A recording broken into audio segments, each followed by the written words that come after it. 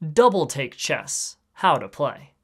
The rules are the same as regular chess except for these changes. For a refresher of those rules, check out this video. Once per game, each player can take 2 moves during one of their turns instead of 1. These 2 moves cannot be used to put an opponent's king in checkmate.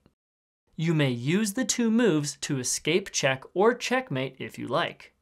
En passant is allowed in response to a 2-move turn even if your opponent moved the pawn on their first of the 2 moves. Your next turn you may perform en passant if you like.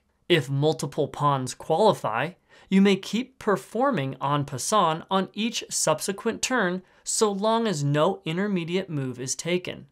Castling is considered 1 move. The first player to checkmate their opponent wins.